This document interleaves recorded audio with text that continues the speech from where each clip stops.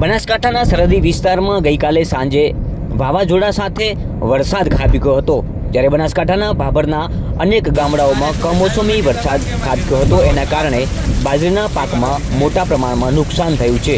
ત્યારે ભાભરના અનેક ગામડાઓમાં મોટા પ્રમાણમાં બાજરીનું વાવેતર કરેલું છે. ત્યારે આપ જોઈ શકો છો આ દ્રશ્યમાં કે ઊભી બાજરી આખા ખેતરમાં મોટા પ્રમાણમાં આડી પડી ગઈ છે. ત્યારે આ મોટું નુકસાન કહી શકાય. વહેલી તકે વળતર ચૂકવવાની ખેડૂતોની માંગ છે.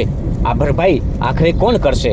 કારણ કે અવારનવાર આવા કુદરતી આફતના લીધે ખેડૂતને સામનો કરવો પડે છે. મુશ્કેલીઓનો સામનો કરતો આ ખેડૂત ક્યારે બેઠો થશે?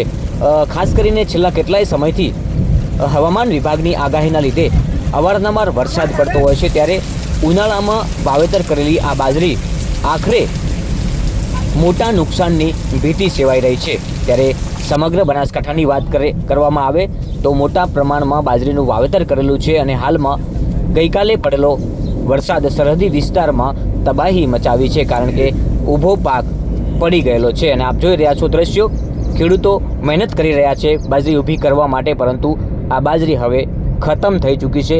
આમાં મોટા પ્રમાણમાં નુકસાન થઈ ચૂક્યું છે. કહી શકાય કે છેલ્લા કેટલાય સમયથી વાવાઝોડા સાથે વરસાદ ખાબકી રહ્યો છે.